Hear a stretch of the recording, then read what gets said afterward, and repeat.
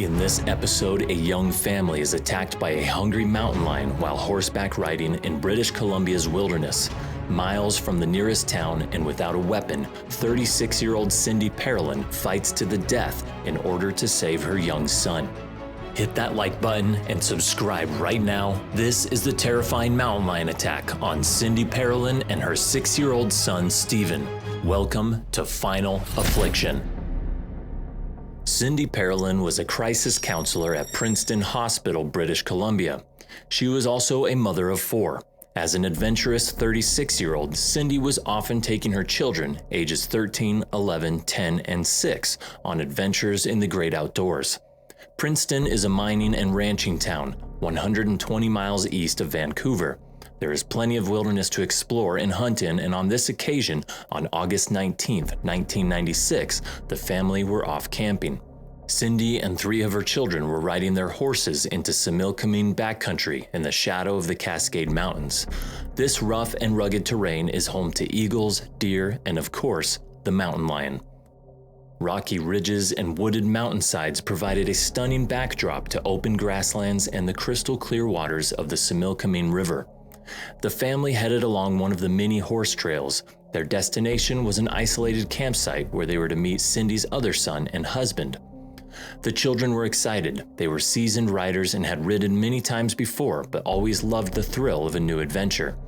During hunting season, Cindy would carry a rifle with her, strapping it to her saddle. This time, however, with hunting season still weeks away, Cindy had left her rifle at home.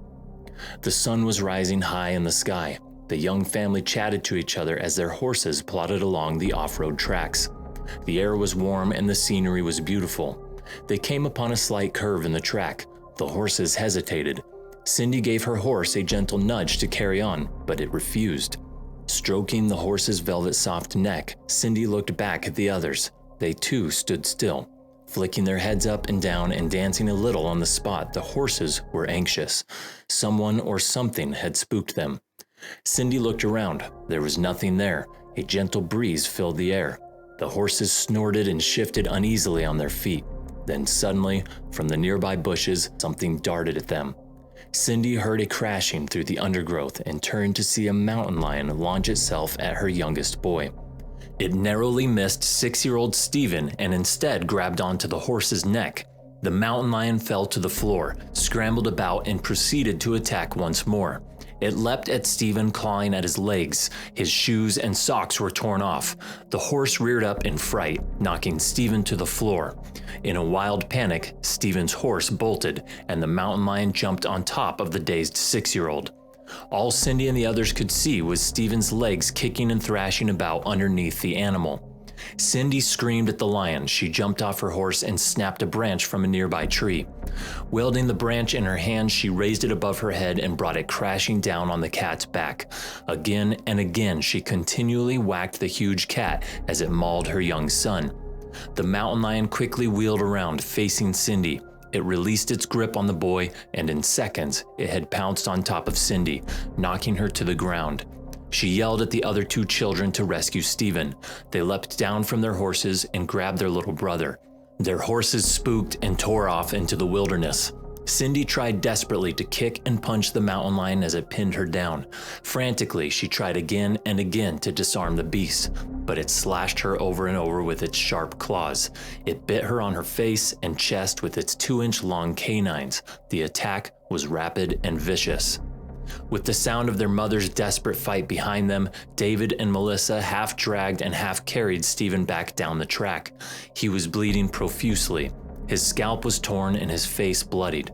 He was screaming and crying in agony as they hurriedly made their way over the rough and unforgiving terrain. Without looking back, the trio eventually made it back to the car over 1.5 miles away. The sound of their mother's cries had died down as they neared the car park. 11-year-old Melissa stayed with Stephen by the car while 13-year-old David ran to a nearby campsite. He screamed for help, and one of the campers, Jim Mannion, came running. He and David leapt into his pickup truck and sped up the track.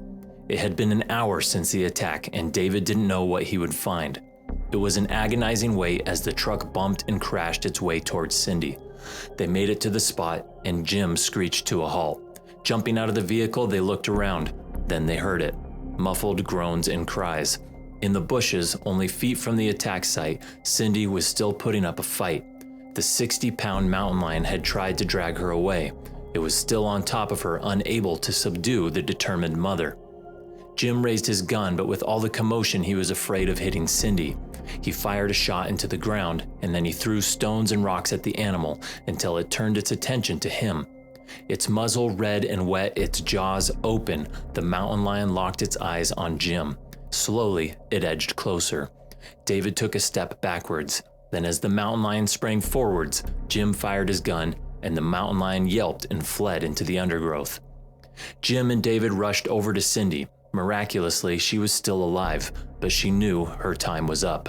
After an incredible fight for over an hour, she had only one question, and that was whether her children were safe.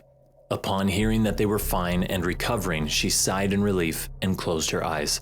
Jim picked her up and rushed her to the hospital, but she was pronounced dead on arrival. Stephen was taken to the same hospital. He had suffered significant tears to his scalp and required 70 stitches, but thanks to the heroic actions of his mom, he went on to make a full recovery. Conservation officers searched the attack site. They found the mountain lion lying dead in the undergrowth, 150 yards from where it had attacked Cindy. It had died from Jim's gunshot wound. The officers claimed that the mountain lion was a youngster that had probably recently been left by its mother. Hungry and being forced to fend for itself, it attacked opportunistically when it saw the family on horseback. The Governor General of Canada posthumously awarded Cindy the Star of Courage for her incredible bravery. Her loss was felt far and wide. Over 600 mourners attended her funeral, including Jim Mannion. She was a popular member of the community, and her courage was honored by so many for doing what every good mother would do: risk her life to save her children from meeting their final affliction.